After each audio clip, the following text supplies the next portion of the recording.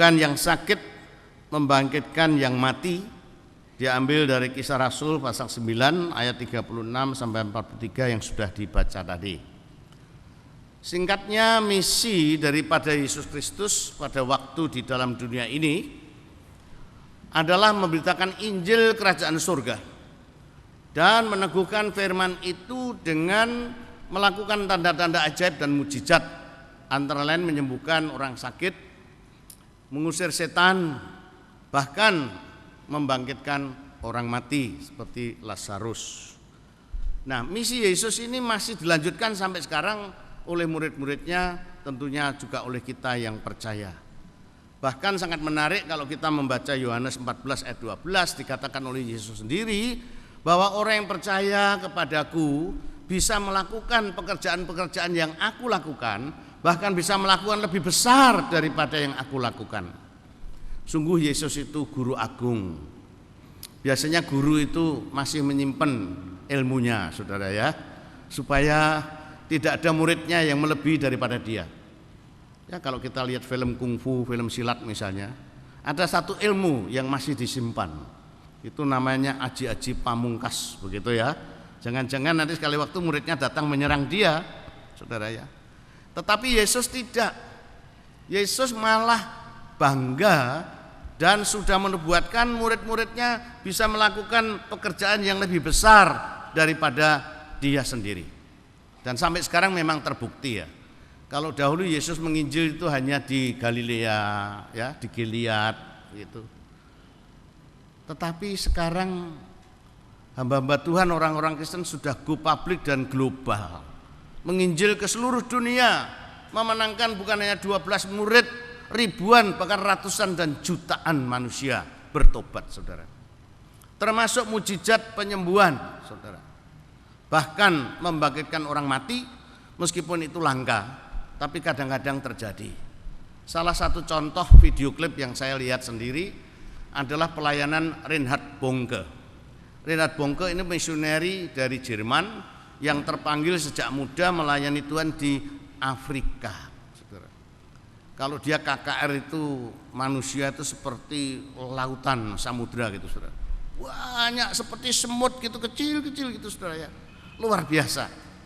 Nah, sekali waktu Reinhard Bonke mengadakan KKR, tapi di tengah-tengah KKR terganggu karena di belakang itu ada ribut-ribut. Ada orang yang ribut berhadapan dengan satpam, bagian security. Gara-gara apa, saudara? Ada serombongan orang yang membawa bukan orang sakit untuk didoakan, tapi orang mati. Saudara, digotong dalam peti mati, dibawa ke KKR kesembuhan ilahi. Ya tentunya satpamnya ya menolak. Kamu ini KKR, ini kesembuhan ilahi. Ini sudah mayat, ini dikubur saja kok kamu bawa ke sini. Wah, tapi semangatnya itu mirip seperti Markus pasal 2 itu loh, yang orang lumpuh digotong itu ya, jebol atap itu. Seperti itu semangatnya, sehingga Reinhard Bonke melihat iman yang seperti itu, imannya dia pun mulai tumbuh. Reinhard Bonke bawa kemari, ya, daripada ribut-ribut bawa kemari. Dan didoakan, saudara. Orang yang sudah mati 2 hari ini bangkit kembali. Luar biasa. Ada videonya itu, saudara. Ya, kadang-kadang juga terjadi di tempat lain. Nah, saudara, di tangan saya ini ada buku kecil kuno, judulnya Heal the Sick, ditulis oleh pendeta England, ya, namanya Reginald East. Dia pendeta England. Reginald East ini menulis buku ini dengan tujuan apa? Mendorong pendeta-pendeta, bahkan orang awam, bahkan sesama jemaat yang percaya Yesus untuk beranilah mendoakan orang sakit. Jangan takut. Ya. Kadang-kadang kita ini kalau disuruh pendeta, tim besuk doakan gitu, ya apalagi kalau ada majelis, kemudian ada Pak Charles gitu ya, Bapak aja lah, biasanya gitu ya, saudara ya. Mengapa demikian? Pendeta pun ya manusia, juga majelis pun manusia.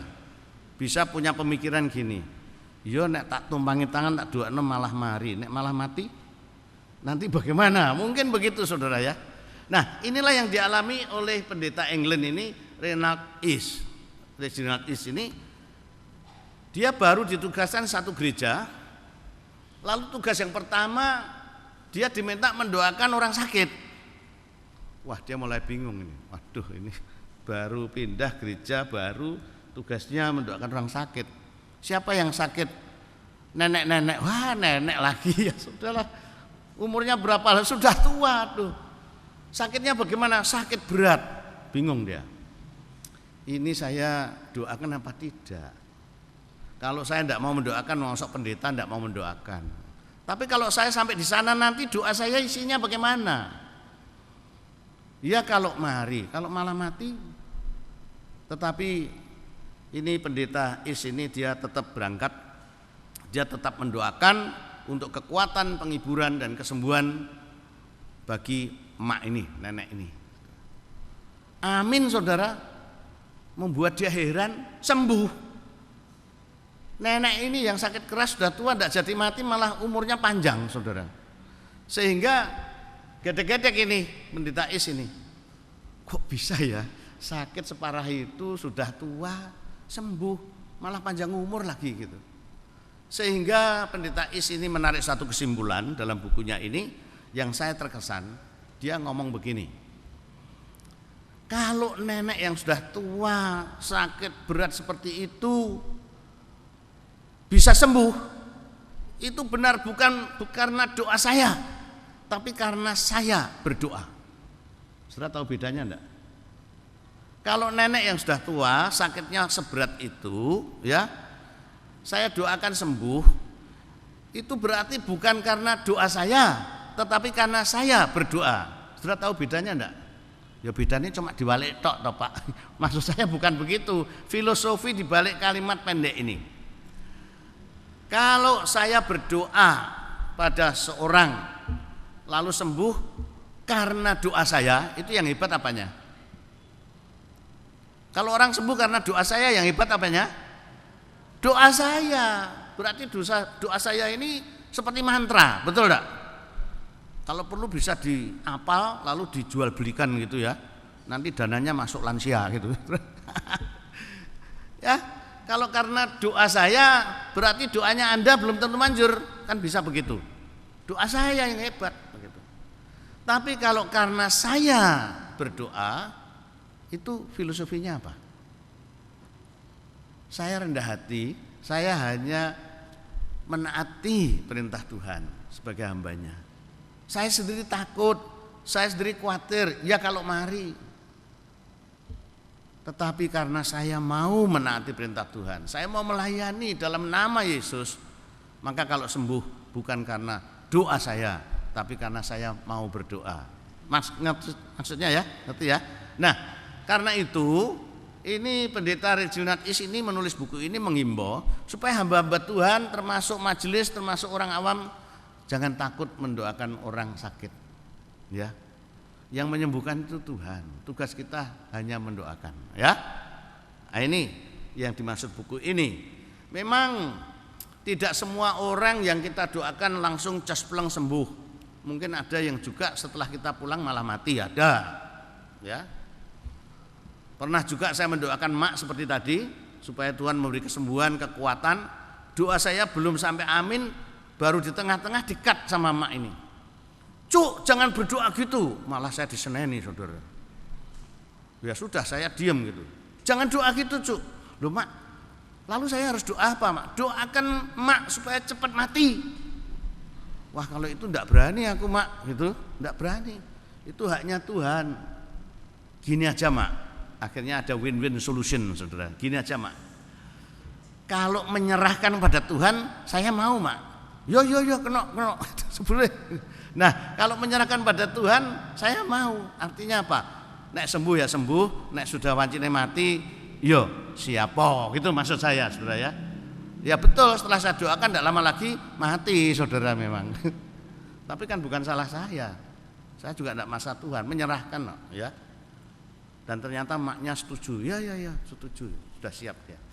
Nah, oleh karena itu saya menulis buku kecil juga. Judulnya Mengapa Saya Sakit Tuhan. Buku ini cukup laris sampai dalam waktu 1 tahun sudah dicetak ulang, saudara ya. Nah, mengapa saya menulis buku ini? Karena ternyata saya pelajari dalam Alkitab itu ada banyak kasus, lebih daripada 30 kasus, mengapa orang sakit, mengapa ada orang bisa sembuh, mengapa orang lain sembuh saya tidak, mengapa saya sembuh sekarang kambuh, gitu saudara ya. Nah, mengapa ada yang tidak sembuh?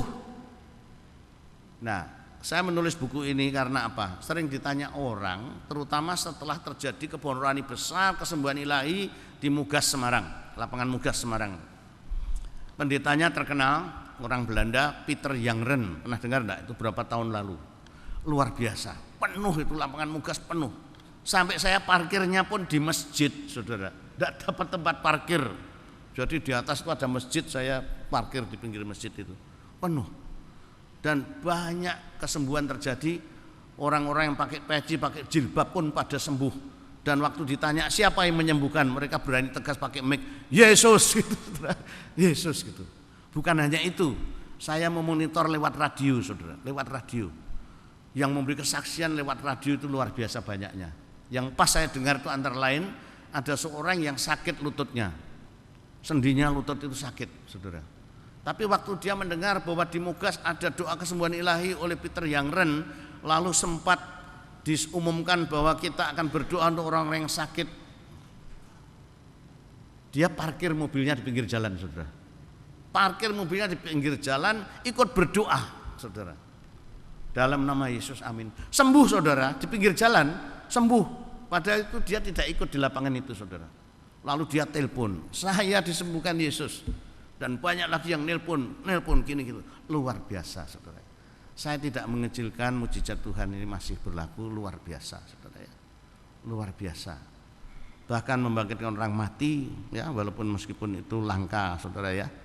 Tetapi yang saya ingin sampaikan di sini adalah bahwa tujuan daripada tanda-tanda dan mukjizat itu, Markus 16 ayat 20 nanti dibaca, adalah untuk meneguhkan firman. Ya. Setelah Yesus memberi mandat kuasanya karunia kepada murid-murid, lalu diperintahkan pergi untuk mengusir setan, memberitakan Injil, menyembuhkan orang sakit. Dikatakan di situ, maka pergilah mereka dan segala tanda-tanda ajaib itu meneguhkan firman. Jadi jangan dibalik, saudara. Yang utama adalah firman. Itu artinya apa? Kalau saudara sudah cukup percaya, berbahagialah. Sehingga Yesus berkata kepada Thomas apa? Berbahagialah orang yang percaya walaupun tidak melihat. Nah, firman ini penting.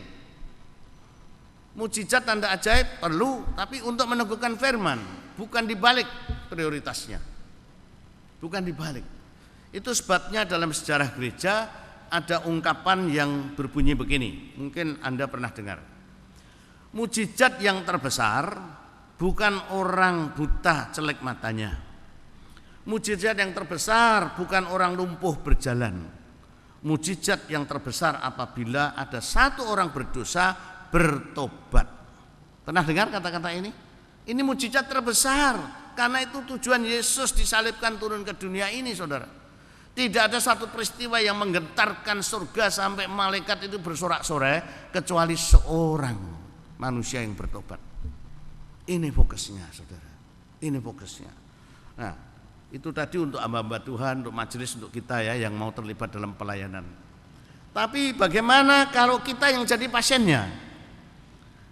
Saudara bayangkan saudara yang sedang sakit berat, didoakan banyak pendeta nggak sembuh-sembuh, atau mungkin ada masalah lain, entah masalah rumah tangga sampai mau cerai, atau masalah ekonomi, ya bangkrut dan sebagainya, yang membuat saudara putus asa, lalu mulai menghakimi Tuhan karena merasa Tuhan tidak adil. Tuhan itu tidur atau diam atau apa, doaku tidak dijawab, tidak dikabulkan. Dalam kondisi putus asa, dalam kegelapan seperti ini, apa seharusnya sikap kita, saudara? Nah, untuk menjawab inilah, maka mari kita langsung belajar dari peristiwa Tabita ini, peristiwa Dorcas. Sedikitnya ada 4 pelajaran yang saya dapatkan di sini. Yang pertama, bahwa reputasi orang itu dikenal baik atau tidak baik di gereja dan masyarakat, itu dapat dilihat setelah orang ini mati. Sing nglayat sopo, akeh apa sithik, sopo sing nglayat. Saudara setuju? Pernah dengar enggak orang itu? Ya, delok lah. Kamu kalau ingin tahu orang itu bagaimana hidupnya, delokon engko nek mati iku ana sing nglayat apa ora. Lalu akeh apa sithik, siapa yang melayat, Saudara? Ya enggak usah jauh-jauh. Baru-baru ini kita melihat peristiwa yang luar biasa dari meninggalnya Ibu Lisa Crestano, ya, Nyonya Charles Crestano. Komentar orang itu saya dengar, wah luar biasa ya Pak, yang ngelayat ini seperti air mengalir gitu, datang pergi, datang pergi, datang pergi, luar biasa. Dari berbagai gereja, dari berbagai golongan, polisi, karyawan, tetangga, orang Muslim, orang Kristen, aliran apa tuh blek-blek. Ngayat saudara, dan saya melihat sendiri, ya luar biasa, luar biasa. Jadi benar kata-kata itu tadi, bahwa kita bisa melihat bagaimana kehidupan orang ini pada waktu dia meninggal dunia. Dan kita melihat di sini Dorcas ini mirip seperti itu saudara. Ya, pada waktu Dorcas mati, yang melayat, yang mesong banyak saudara. Banyak orang itu. Lalu semua janda, berarti jandanya pirang-pirang, saudara ya. Semua janda ikut melayat, ikut datang, malah nangisi, saudara. Nangisi. Dorcas, Bu Tabita, Bu Dorcas, jangan mati. Orang sebaik ibu kok mati, nangis geruk-geruk gitu. Lalu sambil menunjukkan, ini loh dulu aku pernah dibikinkan daster, sampai sekarang masih awet, masih bagus. Yang lain lagi nangis geruk-geruk, ada apa Bu? Gini. Lah ya ini saya dibikinkan piyama untuk cucu saya ini. Ya orang sebaik itu kok mati. Ya. Oh juga ibu diberi. Nah ini popok bayi saya disulam bagus-bagus, ini selimutnya, ini hasil karyanya Ibu Dorcas. Kira-kira begitu saudara ya. Orang pada ngelayat itu, sehingga ada terbentuk seperti panitia begitu saudara ya, golek boksu gitu saudara ya. Nah, lalu dipanggillah ya Petrus ya. Lida dan Yope tidak terlalu jauh, mungkin seperti Jekulo sama Kudus ini gitu saudara ya. Nah, lalu didatangkanlah boksu Petrus ini. Singkat ceritanya didoakan dan sembuh saudara. Jadi pelajaran yang pertama, reputasi orang itu sangat ditentukan bagaimana dia hidupnya ini saudara ya. Yang kedua saudara, mengapa orang sebaik itu meninggal dunia? Ya, seringkali orang bertanya begitu. Mengapa orang sebaik itu kok umurnya pendek, kok meninggal dunia begitu? Berarti kalau orang jahat mati oben kan seolah-olah gitu saudara ya. Manusia itu memang ngerepoti Gusti Allah. Itu sebabnya saya tidak mau jadi Tuhan. Pusing saya nanti, stres ya. Kalau orang baik ditangisi, orang baiknya gitu kok mati, berarti Tuhannya keliru dah. Mestinya orang yang baik-baik ini, majelis yang baik-baik ini, apalagi pendeta, ojo mati. Golek majelis yang apik angel, ojo mati, kan gitu mestinya. Nah, tapi kalau orang jahat mati, ya disungkurke, ana sing disungkurke. Mati, ben orang jahat utang karo aku ora bayar, tak tagih ngamuk-ngamuk, mati to saiki gitu. Sebaliknya kalau ada orang jahat yang panjang umurnya orang mati-mati, ya tetap dirasani. Orang itu jahatnya kayak gitu kok enggak mati-mati ya. Malah membuat iri hati. Pernah enggak saudara iri hati? Aku iki sing sregep lunga gereja, lara panu, demam berdarah, kudisen, macam-macam, kanker. Itu orang jahat enggak pernah ke gereja. Kok sehat ketoke, kok sugih dan ora mati-mati. Pernah saudara iri hati sama orang dunia ini saudara? Karena itu saya tidak mau jadi Tuhan, bingung saya. Ini salah, begitu salah saudara ya. Tapi kalau kita kembali kepada kenyataan dan Alkitab, ini yang salah pertanyaannya, mengapa orang sebaik itu meninggal dunia? Yang salah yang tanya dan pertanyaannya saudara. Karena apa? Bagi Allah Semua orang pasti mati. Yang jahat, yang baik, yang kaya, yang miskin, ya. Tidak peduli tua atau muda, saudara. Ya, maut itu tanpa kulon wun, saudara. Tanpa kulon wun, saudara. Nah, karena apa? Yang penting menurut Efesus pasal 5, nanti bisa baca sendiri ayat 16 sampai 18, bahwa dikatakan camkanlah bagaimana kamu hidup, bukan berapa lama kamu hidup. Jadi yang penting itu bagaimana kita mengisi kehidupan ini, bukan berapa lamanya kita hidup. Alkitab benar, saudara. Perhatikanlah dengan seksama. Perhatikan itu sudah perhatikan, ditambah seksama itu dengan teliti, dengan cermat. Bagaimana kamu hidup, bukan how long will you live, tapi how do you live. It is not a matter how much, it is a matter how well, saudara.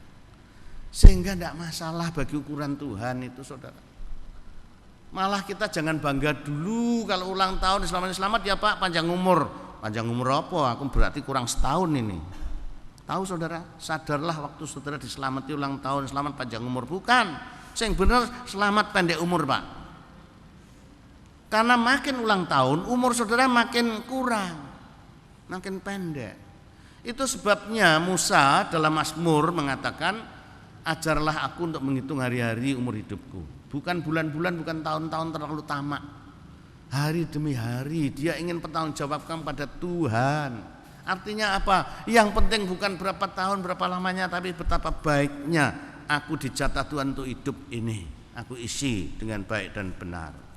Saudara, itu sebabnya pada waktu Pak Charles ya ditinggal Bu Lisa, lewat email Pak Charles itu memberi himbauan. Tolong kalau bisa jangan memberi karangan bunga karena itu sia-sia muspro. Ya, itu satu bunga itu paling sedikit 150-200 ribu kalau salah ya. Nah itu kali berapa saudara kalau itu? Setelah itu dibuang, dibakar itu saudara ya. Nah sehingga dihimbau kalau bisa berupa uang itu nanti dikumpulin untuk menolong hamba-hamba Tuhan yang sudah tua, sakit-sakitan, yang pensiun, yang emeritus. Idenya baik dan saya mewakili PMW mengucapkan terima kasih untuk ide ini.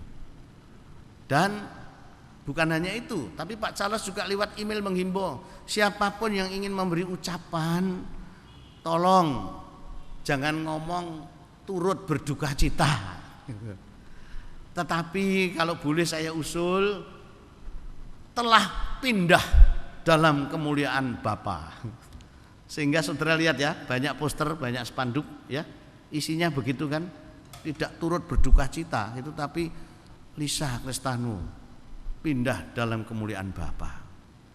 Memang benar saudara, secara Alkitab, secara teologi benar. Orang yang sudah dalam Tuhan apalagi hidupnya baik itu menikmati sukacita di sana. Itu sebabnya tadi yang dibaca itu Mazmur 23. Aku tidak takut bahaya, meskipun masuk lembah kekelaman, alam maut tidak takut. Karena pindah dalam kemuliaan itu sukacita saudara. Itu sebabnya yang dibaca Wahyu pasal 7 tadi menunjukkan apa? Suasana di surga para saleh itu memuji-muji Tuhan, melayani Tuhan dengan sorak-sorai saudara. Luar biasa. Kemudian juga Yohanes pasal 10 yang saya baca tadi ada hubungannya.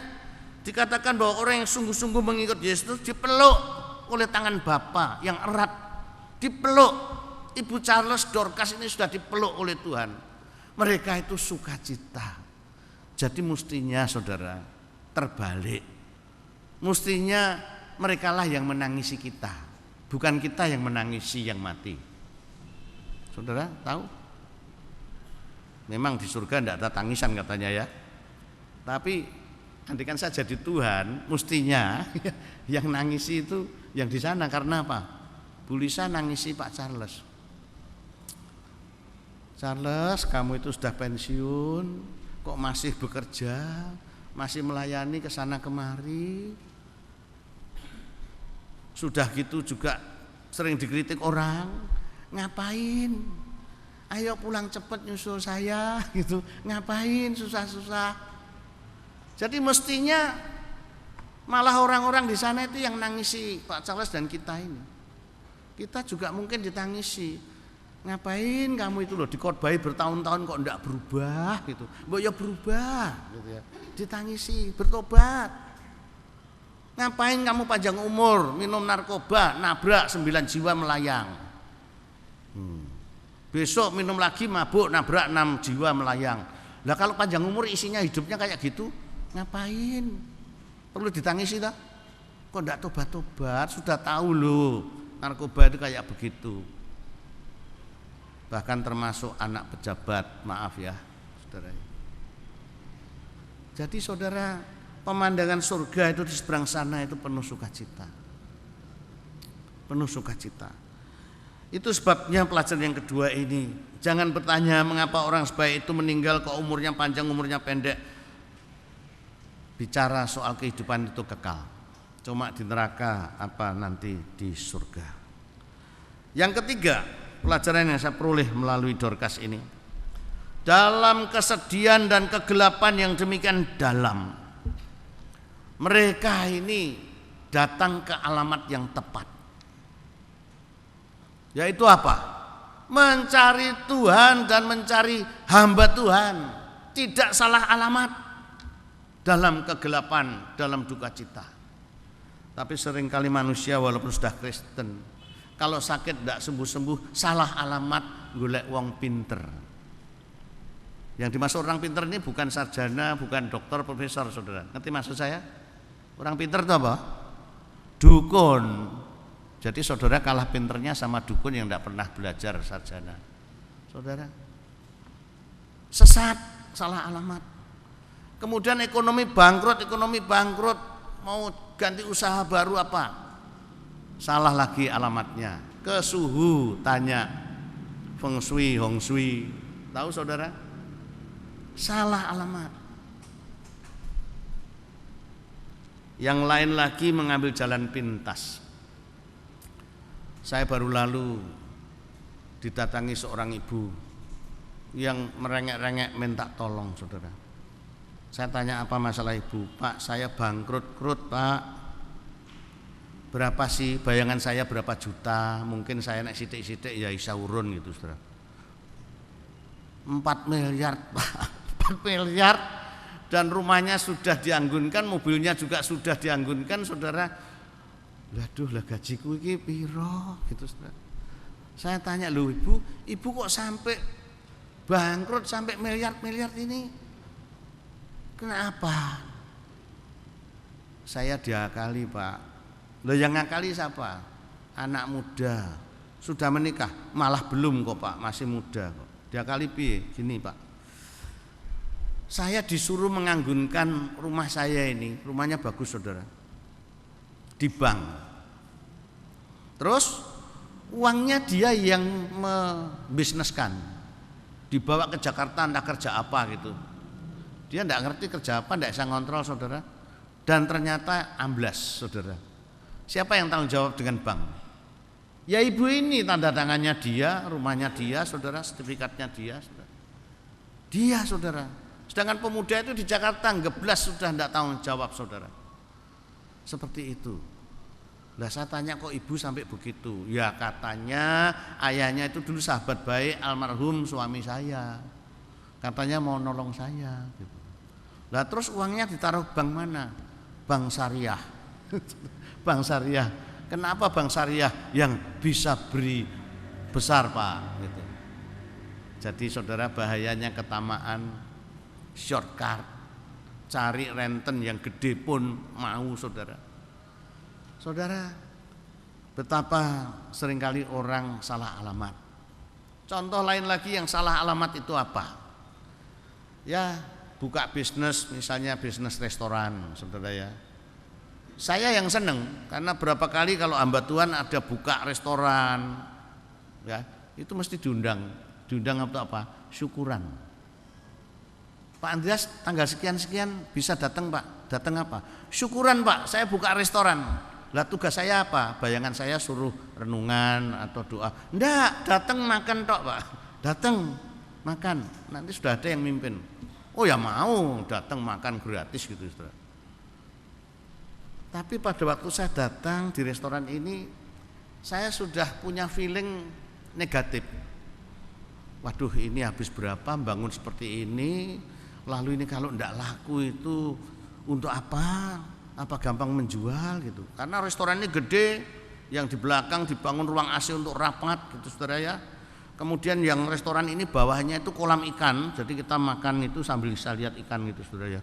Saya bayangkan ini kalau sampai tutup tidak laku, jualnya sukar karena apa? Mau dibikin toko, dibikin bengkel ya susah. Kolam ikan saudara ya. Bukan hanya itu.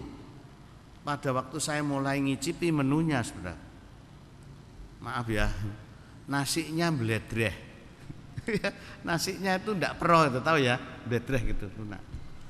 Lalu udangnya bereksisan. Wah, saya jadi mikir, lah kalau gini nih kan untuk promosi ya, memang gratis saudara. Tapi walaupun gratis nih karena ini untuk promosi pembukaan, harusnya walaupun sedikit menunya tapi yang jos, betul? Keliru. Nah saya batin, wah nek gini ini nanti promosinya malah enggak laku ini. Lalu saya tanya, yang masak siapa? Saudara saya. Lah pantas saudaranya ya masuk ditolak. Tahu saudara? Nah, tenan saudara, berapa bulan tutup. Saudara, berapa bulan tutup. Untung tidak saya yang mendoakan syukuran saudara. Ya melok isin tuh saya saudara ya. Nah terus diundang lagi restoran lain lagi. Wah bagus saudara, namanya pun menarik lah, pakai nama asing menarik. Modal besar suruh mengelola seorang teman gitu. Waktu peresmian saya juga diundang. Tugasnya apa? Makan, ngicipi gitu saudara. Tapi saya lihat namanya lalu lihat menunya aja saya sudah curiga. Iki opo payu wong Semarang kayak panganan model kayak ngene iki kira-kira rak payu ini. Tapi ya cuma batin aja. Tenan saudara, tutup lagi. Untung tidak saya yang berdoa saudara ya. Lagi saudara diundang lagi restoran ya. Wah, besar, serba ada. Pindang, soto, apa gitu saudara ya. Suruh ngicipi semua gratis. Ada pendeta yang sudah mimpin pujian syukuran firman Tuhan. Dan saya juga batin, ini kok kayak emosional ini, bukanya sakdat saknyat hanya niru orang lain dan sebagainya. Kira-kira gimana? Tutup lagi saudara, tutup lagi. Untung bukan saya yang mimpin doa dan renungan saudara ya. Nah, maka saya nasihati jemaat yang ingin buka-buka bisnis baru atau restoran baru, saya ngomong gini, jangan terbalik ya. Manggil pendeta itu jangan terbalik. Justru sebelum kamu buka usaha apapun yang baru, datanglah dulu kepada Tuhan, benar enggak? Cari kehendak Tuhan. Lalu datanglah kepada pendeta, minta saran nasihatnya dan doanya. Lah ini terbalik. Sudah kemauannya sendiri, anunya sendiri, setelah jadi pendeta ngicipi pak, gitu syukuran. Terbalik saudara. Cobalah orang dunia ini kalau mau buka usaha, datang ke suhu, betul, ke dukun. Tetangga saya tuh mau bikin sumur artetis itu bikin kolam renang, nekak ke dukun, bong-bong menyan. Lah padahal itu tadinya tanah saya gitu. Kok mambu menyan ini apa gitu? Tak inceng, dukun. Lalu saya tanya, ngapain dukun di pojok ini abang-abang penyan? Cari tempat air untuk kolam renang gitu saudara ya. Lantan. Lalu saya itu punya langganan hotel di Surabaya cukup baik, sering tidur di sana.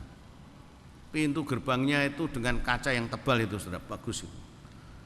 Tapi pada waktu saya mau nginep di hotel ini, loh, kok suruh lewat samping saudara? Saya tanya, lah pintunya kenapa? Sedang diperbaiki pak. Lu masih bagus itu katakan dibisiki saya. Feng shui pak, suruh geser 3 cm. Cuma 3 cm aja saudara dibongkar. Aduh gitu saudara ya. Aduh gitu. Terus saya noleh sebelah sana ada rumah saudara, 2 lantai bagus di Surabaya. Tapi bertahun-tahun saya asal lewat situ itu rumah itu sepi kosong. Lalu saya tanya sama orang hotel sini, lah itu gedung itu bagus itu kok kosong kenapa? Nggak laku pak, feng shui-nya nggak cocok. Ngerti yang ngono kayak no aku, saya bilang gitu. Christophorus ini mau, butuh gitu ya. Saya pesen ya, kalau di Kudus ada rumah seperti itu, ono hantune gitu, feng shui tidak cocok, beritahu Pak Leander, kasihkan ke Superus, kami mau. Karena ke Superus Kudus sampai sekarang belum punya rumah. Yang di pedalaman Kalimantan punya fasilitas, yang di Semarang punya fasilitas, yang di Kudus itu tempat sejarahnya ke Superus berdiri malah belum punya apa-apa, saudara. Tolong ya, kalau ada yang begitu beritahu lewat Pak Leander. Kami mau, saudara ya. Nah, tapi orang dunia itu begitu, saudara. Cari suhu, cari sana sini. Lah ini orang Kristen kok malah enggak tanya Tuhan, enggak tanya pendeta, salah alamat, saudara. Nah, ini Dorcas CS ini, saudara, saya senang apa? Dalam kondisi susah seperti itu, dia cari Tuhan, dia cari hamba Tuhan. Nah, yang berikut, saudara, keempat pelajaran apa yang saya peroleh, bahwa kuasa rahmat dan kehendak Tuhan itu tidak terbatas sifatnya. Artinya apa? Allah sanggup mengusahakan yang terbaik dari yang terburuk sekalipun untuk menyatakan kemuliaannya. Sudah setuju? Saya ulangi ya kalimat ini. Kuasa rahmat dan kehendak Tuhan itu tidak terbatas. Allah sanggup mengusahakan yang terbaik dari yang terburuk sekalipun untuk menyatakan kemuliaannya. Banyak contoh. Contohnya Dorcas ini. Ini kan kepaten, orang baiknya gitu kok mati ditangisi gitu sebagainya. Ternyata lewat peristiwa yang kelam seperti ini, duka cita seperti ini, malah jadi kemuliaan Tuhan. Banyak orang percaya, kalau saudara baca ayat 42, banyak orang percaya, bertobat, percaya Yesus Mesias lantaran peristiwa Dorcas yang mati ini, saudara. Contoh yang lain adalah Lazarus. Dikatakan Lazarus mati, orang kaya itu juga mati, saudara. Ya. Tapi juga ada contoh Lazarus yang lain, Lazarusnya Maria Marta. Kita tahu pada waktu Lazarus masih sakit, Marta Maria menyuruh utusan kepada mboksu Yesus ini, saudara ya. Kalau saudara punya mboksu Yesus seperti ini, saudara mungkin sudah ngamuk. Diberitahu oleh Marta bahwa saudaraku sakit keras, mboksu Yesus, tolonglah segera datang. Padahal Yesus itu seringkali menginap di rumahnya Lazarus, Maria Marta ini. Lo disuruh datang pada waktu sakit, ndak datang, malah sengaja nelat, mboksu kok telatan. Ngamuk ndak, saudara? Temandang datang sudah jadi mayat, dikubur sudah 4 hari, sudah busuk, baru datang. Tetapi kita tahu, justru melalui yang terburuk dan busuk ini, Tuhan makin dipuji dan dimuliakan.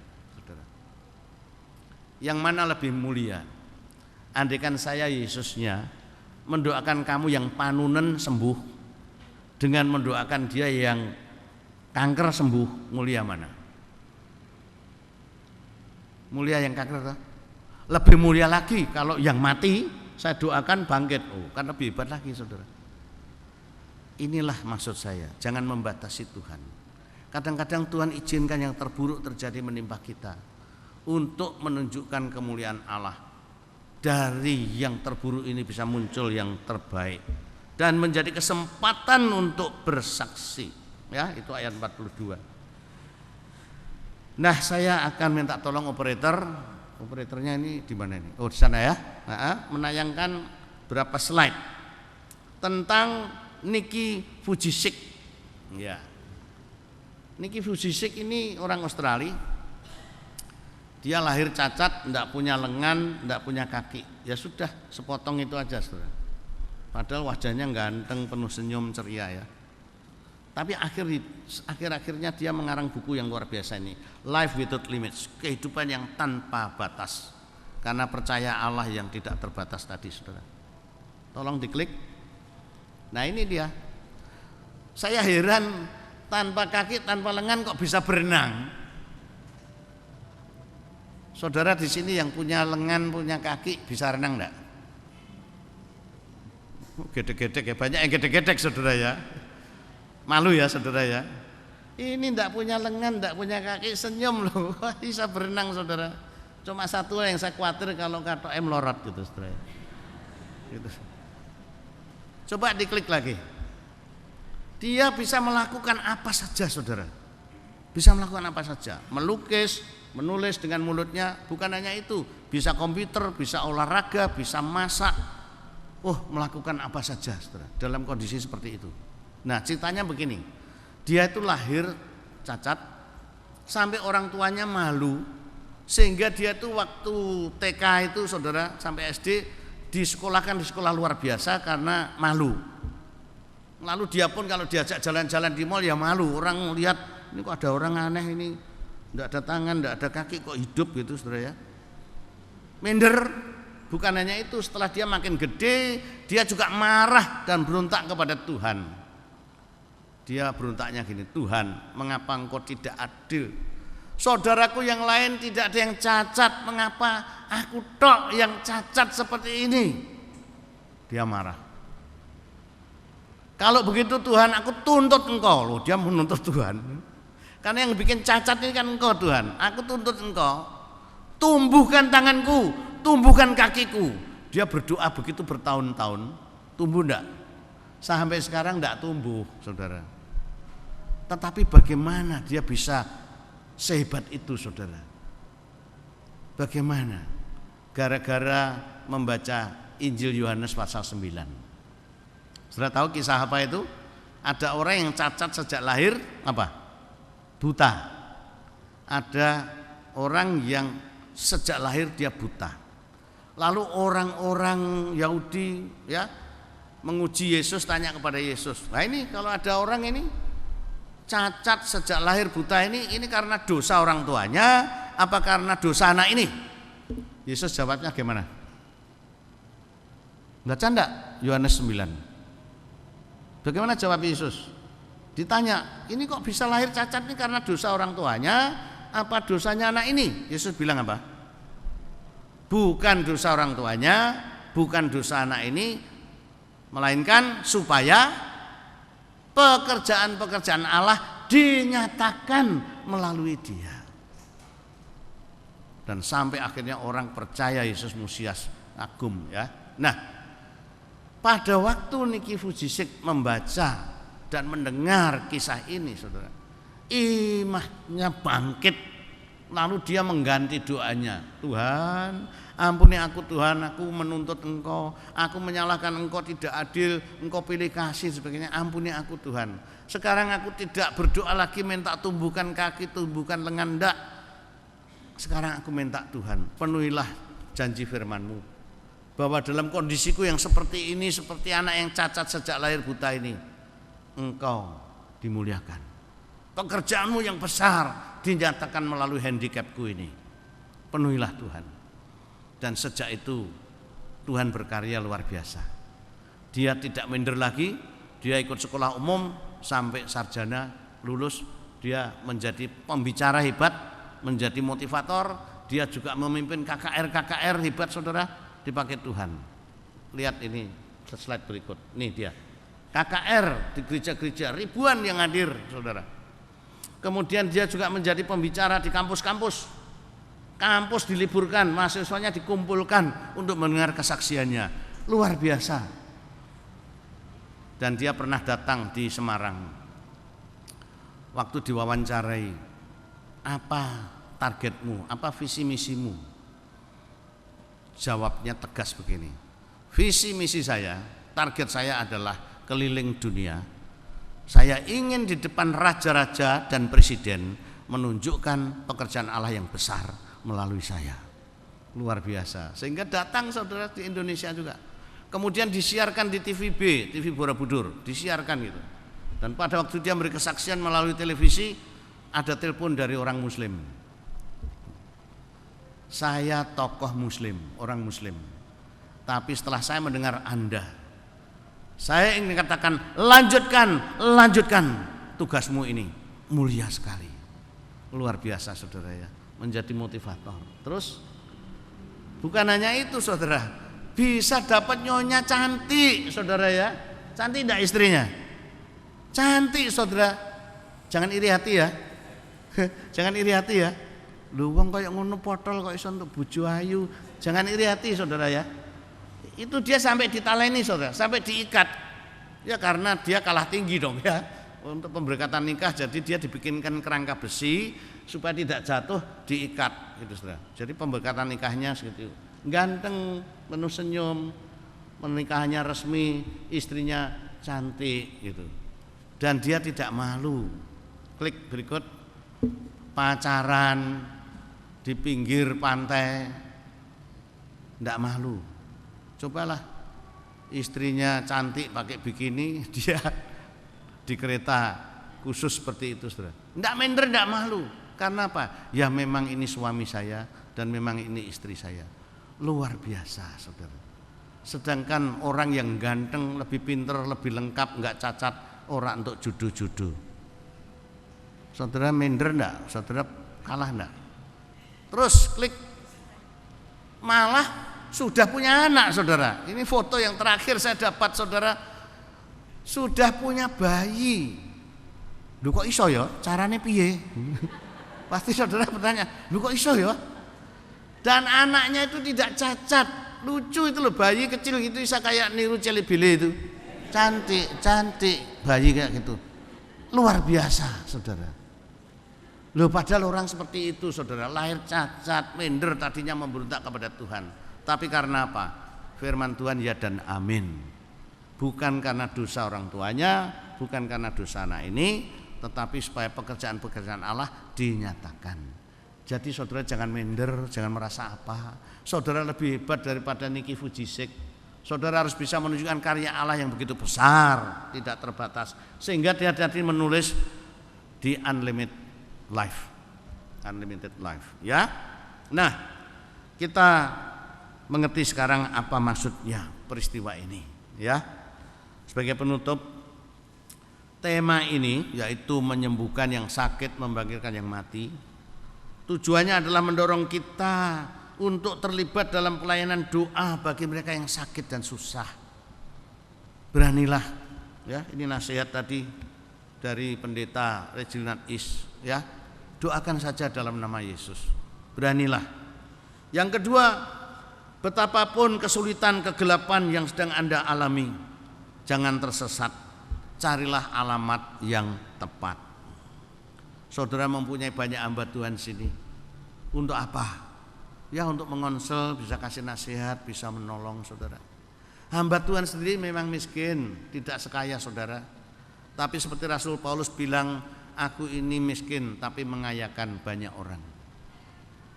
Sekali waktu saya diundang orang kaya, saudara. Rumahnya itu entah 3 atau berapa. Lalu beli rumah baru, lalu syukuran 3 lantai, saya diundang syukuran. Baru saya parkir mobil, dia sudah menjemput saya, nyalami dan bisiki saya gini, Pak Andreas, saya bisa kaya seperti ini karena Pak Andreas, lewat Pak Andreas. Terima kasih, eleng gitu, saudara ya. Mengapa, saudara? Dulunya dia memang tidak punya pekerjaan, kemudian minta tolong saya, datang kepada saya. Sebaliknya ada bos yang butuh karyawan yang baik sesuai dengan keahliannya, ya datang kepada saya, minta tolong Pak, karyawan yang baik Pak. Lah pas tahu ketemu dah, saya temukan, saudara. Sekarang malah dia jadi bosnya, saudara. Luar biasa, saudara. Saya cuma doa, saya cuma nasihat, saya cuma abab. Tahu abab ya? Cuma abab, saudara ya. Yesus juga begitu. Dia yang kaya menjadi miskin turun ke dunia supaya kamu yang miskin menjadi kaya, saudara. Maka carilah alamat yang tepat. Yang ketiga, kalau Anda sedang dalam kegelapan, sementara mengharapkan pertolongan Tuhan yang sepertinya kok lambat datangnya, terus percaya akan rahmat Tuhan yang tidak terbatas itu untuk menyatakan karyanya yang besar. Dan gunakan kesempatan itu untuk bersaksi bagi kemuliaannya, bagi kelebaran kerajaannya, dan bagi kemuliaan namanya. Amin. Amin di rumah, Pak. Tahu enggak maksudnya kalau pendeta tanya amin itu artinya ngerti, setuju gitu loh. Jadi kalau saudara enggak setuju, enggak ngerti ya diam aja, enggak apa-apa. Itu ada ayatnya 1 Korintus 14. Kalau jemaat enggak ngerti jangan berkata amin. Saya enggak setuju kalau pendeta katakan amin. Oh, amin kok dipaksa. Tapi saya mengharapkan respon saudara. Apa saudara setuju dengan firman Tuhan ini? Kalau iya katakan amin. Amin. Ya, mari kita berdoa. Tuhan, terima kasih